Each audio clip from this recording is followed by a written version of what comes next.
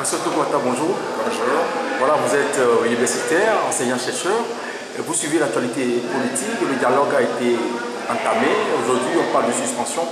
Quelles sont vos analyses par rapport à la situation du Togo?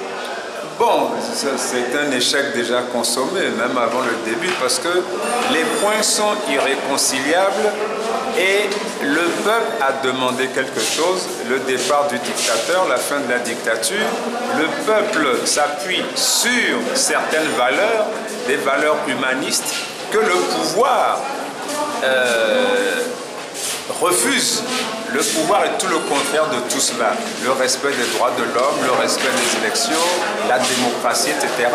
Et ce n'est pas une affaire de négociation. Est-ce que, bon, parce qu'on ne peut pas faire partir un pouvoir en allant s'asseoir autour d'une table.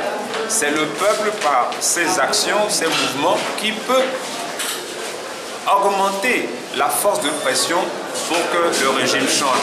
Mais tant que, puisque nous sommes à la 27e, à la 28e négociation, et on va se faire rouler 28 fois dans la farine et dire qu'on est intelligent, qu'on réfléchit, absolument pas. Donc par rapport à cela, cette négociation-là, pour moi, c'est du temps perdu. On renforce le pouvoir pour rien.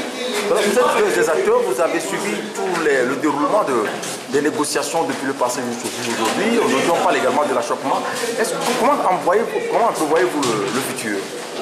Le futur, c'est le peuple qui en décidera en chassant la dictature pour qu'il puisse envisager un futur, que notre jeunesse ait autre chose que les bêtises que nous avons connues pendant 50 ans. Ça passe par là nécessairement parce que le peuple togolais ne peut pas être dans l'impasse éternellement. C'est 50 ans d'impasse, ça suffit. Voilà, dans le lutte de vos répressions, vous dites que le pouvoir est réellement détenu par les militaires, que les civils sont devant.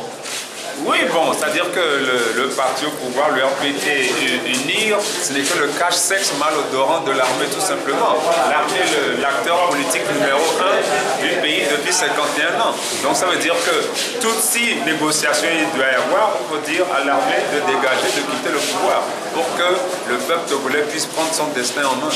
C'est ce qui fait peur aux tenants du pouvoir, que le peuple puisse prendre son destin en main parce qu'ils ont beaucoup d'intérêts et par rapport à ces intérêts qui ne sont pas ceux du peuple, ils ne veulent pas partir.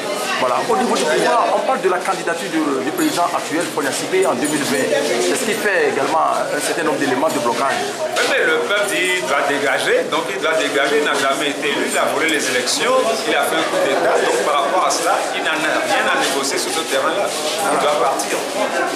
Vous venez de suivre la conférence qui vient de s'achever, on parle du développement de l'Afrique. Comment est-ce que vous avez suivi?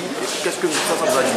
Non, bon, le professeur Kamana a dit des choses essentielles que je défends depuis toujours. C'est-à-dire que l'Afrique doit se tourner vers elle-même tout en coopérant avec les autres pour se développer et dégager toute cette classe politique qui gouverne l'Afrique depuis plus d'un demi-siècle et qui est incompétente parce qu'elle est au service de l'étranger.